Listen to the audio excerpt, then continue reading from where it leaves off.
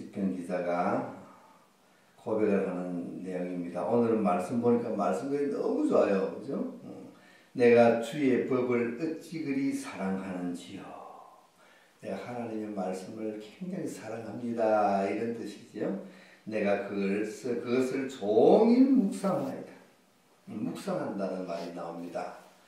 묵상한다는 말은 깊이 생각한다는 말이지만 입술로 이렇게 중얼중얼하는 다는 뜻도 있어요. 그래서 우리가 묵상한다 그러면은 되게 눈을 감아버리죠. 눈을 감고 그 말씀을 이렇게 생각한다 그런데 종일 묵상하면 종일 눈 감고 말씀만 이렇게 생각해가지고는 안 되겠죠. 묵상한다 그러면 다니면서 길거리 다니면서도 늘 그 말씀을 내가 입으로 외워 중얼중얼하는 겁니다. 이스라엘 사람들은 그 계명 하나님의 말씀 그것을 이렇게 이마에도 붙이고 팔뚝에도 차고 그렇게 다니잖아요. 그렇게 다니는데 그 말씀을 늘 이렇게 중얼중얼 외워요. 유대인들 랍비들 이렇게 보면은 중얼중얼 이렇게 하고 다닙니다. 그것을 우리가 묵상이라고 그래요. 그러니까 늘 하루 종일 그냥 하나님 말씀을 내 가슴에 품고 산다 이런 뜻이겠죠. 주의 법을 사랑하기 때문에. 사랑하지 않는 것을 그렇게 한다면 굉장히 힘들 겁니다. 사랑하지 않는 것을 종일 가지고 있다. 사랑하지 않는 일을 종일 한다.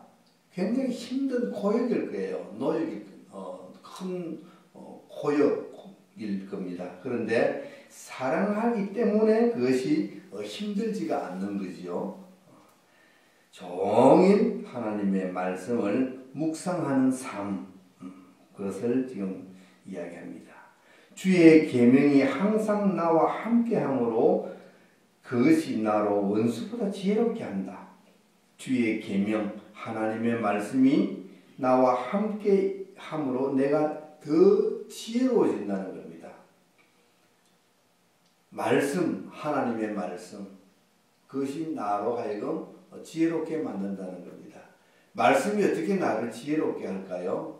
지혜와 지식의 근본은 여호와를 경외하는 거라고 말씀하시죠. 여호와를 경외합니다. 그것이 여호와를 경외하는 것이 지혜와 지식의 근본이다. 여호와를 경외한다는 말은 하나님을 사랑하고 하나님을 한편으로 존경하고 또 두려워하는 이러한 마음을 가지는 것을 우리가 경외한다고 이야기합니다. 그렇게 할 때에 우리가 지혜로워진다, 지식이 많아진다라고 말합니다. 하나님의 계명이 나와 항상 함께했다. 그것은 바로 하나님을 사랑하는 것이고 또한 하나님의 말씀을 지키려고 우리가 노력하는 것이지요. 내 마음에 항상 하나님의 말씀이 있으면 어떻게 할까요? 그 말씀 따라 살려고 하겠죠. 그래서 하나님의 말씀을 따라 사는 것이 바로 지혜로운 삶이라는 말입니다. 어떻게 살아가는 것이 지혜롭게 살아가는 것일까? 하나님의 말씀 따라 살아가는 것이 지혜로운 삶이다 이런 뜻입니다. 그럼 어리석은 삶은 어떤 삶일까요? 내 생각대로 내 뜻대로 살아가는 삶, 하나님과 관계없는 삶을 살아가는 것, 그것이 바로 어리석은 삶이죠. 내가 주의 증거를 묵상함으로 나의 명철함이 나의 모든 스승보다 승하다. 하나님의 말씀을 늘 묵상하니까 내 명철함이 굉장히 더 높아진다는 겁니다. 더 명철해집니다. 지혜로워지고 똑똑해진다는 거죠. 그래서 사실 우리 예수 믿는 사람들이요 똑똑해요. 말도 잘해요. 예수 믿는 사람 어린애 보면 말 참 잘해. 똑똑해. 왜 그럴까요? 하나님의 말씀이 나에게 함께함으로 그렇습니다. 하나님의 말씀을 늘 우리가 입술로 이렇게 읽고 외우고 묵상하기 때문에 우리가 명철하여진다라고 가르치고 있습니다. 주의 법도를 지킴으로 나의 명철함이 노인보다 성하니이다. 여기 보면 계속해서 말을 바꾸고 맙니다. 주의 계명, 법도, 증거, 도, 길, 말씀, 이게 전부 다 한마디로 뭉뚱그리면 말씀이라고 우리가 표현할 수 있지요. 그래서 하나님의 말씀을 내가 지킴으로써 내가 명철하다는 것이죠. 그러니까 알고만 있어가지고는 되는 것이 아닙니다. 하나님의 말씀 많이 알면은 지식적으로는 머리에 가득 차지요. 그러나 이것이 어디로 내려가야 된다 그랬어요? 가슴으로, 가슴까지 몇 센치라고요? 30cm, 30cm. 요 머리에 가득한 것이 가슴으로 내려와서 가슴에서 다시 손으로 발로 가서 이게 실제로 행해야 됩니다. 그래야 명철해지는 거예요. 너무 안 배운 것은 많아가지고 머리에는 가득한데 이것이 가슴으로 내려오지 않으면은 머리가 뜨거워져요. 머리가 뜨거워지면 어떻게 될까요? 머리가 뜨거워지면 돌아버리죠. 머리가 뜨거워지면 돌아버립니다. 그래서 어떤 사람들 옛날에 보면요, 공부 많이 해가지고 뭐 서울대, 법대 나가지고 고시 공부한다고 막 이랬던 사람이 갑자기 돌아가지고 막 길거리 다니면서 막 딴소리하고 다니는 사람들 옛날에는 참 가끔 보였어요. 요즘은 그런 사람들이 잘 안 보이던데. 그래서 머리가 너무 많이 들어가가지고 용량초가 돼가지고 돌아버렸어요. 너무 뜨거워졌어 머리가. 그래서 머리는 어떻게 돼야 됩니까? 뜨거워져야 됩니까? 차야 됩니까? 머리는 차야 돼요. 머리는 차고 냉철해야 됩니다. 냉철. 그리고 뜨거워지는 것은 우리의 가슴이 뜨거워져야 돼요. 가슴이 뜨거워지면 됩니다.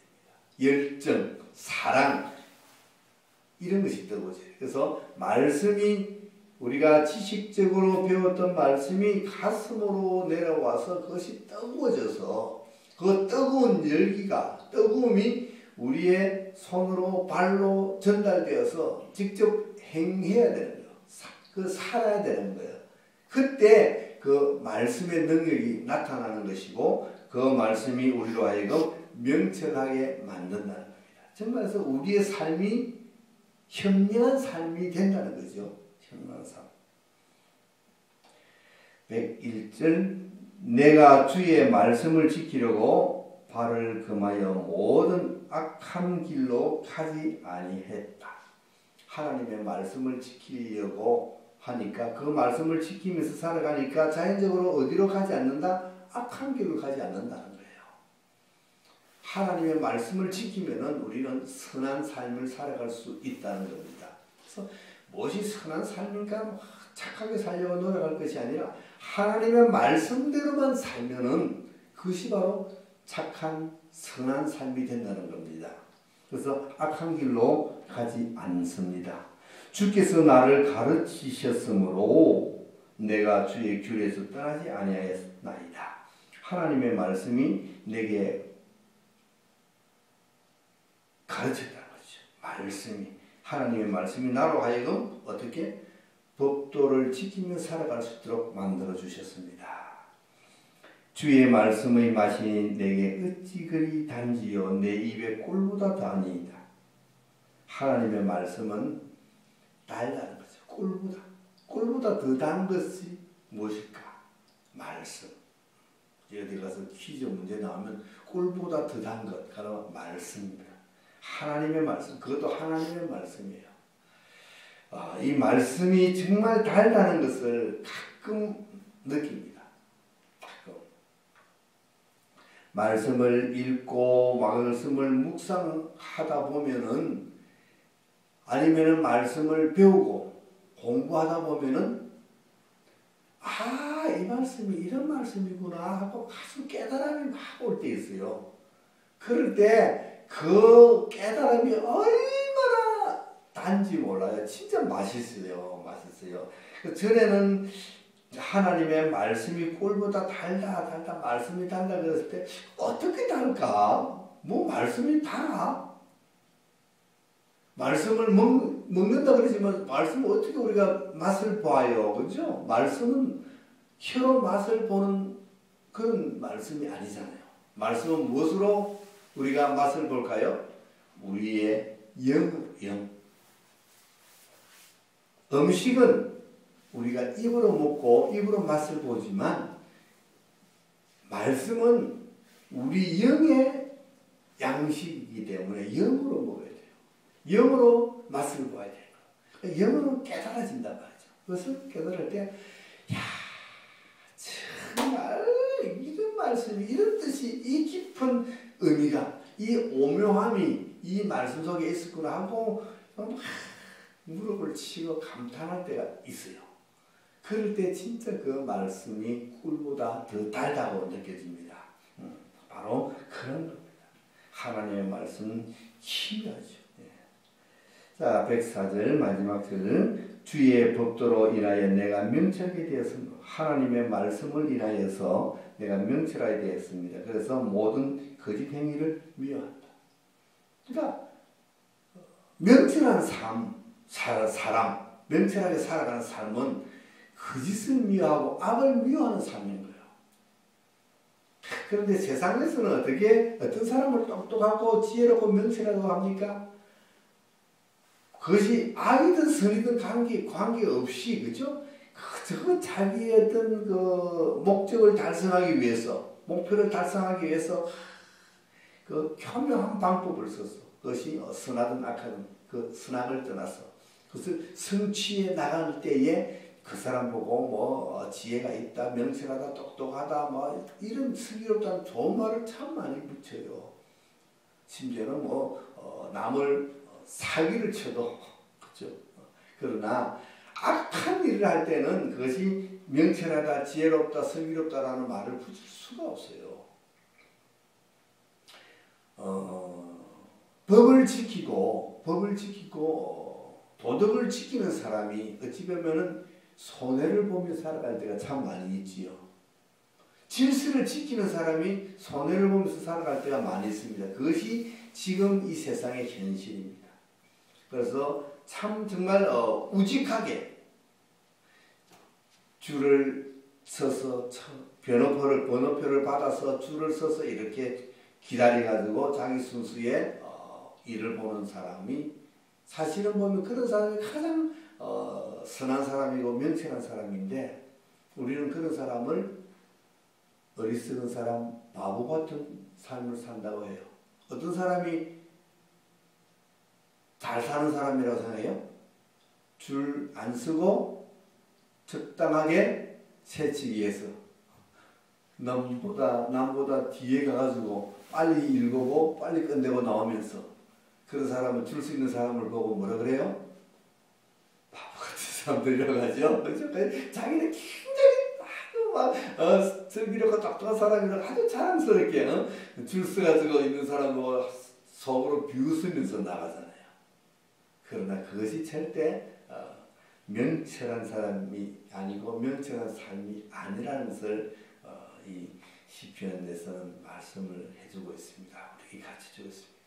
조금 들이더라도 질서를 지키고 법을 지키고 그 법대로 행하는 사람, 조금 손해보더라도 남의 피해를 잊지 않고 법을 어기지 않고 살아가는 사람, 그런 사람이 바로 지혜로운 사람이요 명철한 사람, 하나님의 말씀 따라 순종하며 살아가는 그런 선한 하나님의 사람이라고 생각합니다.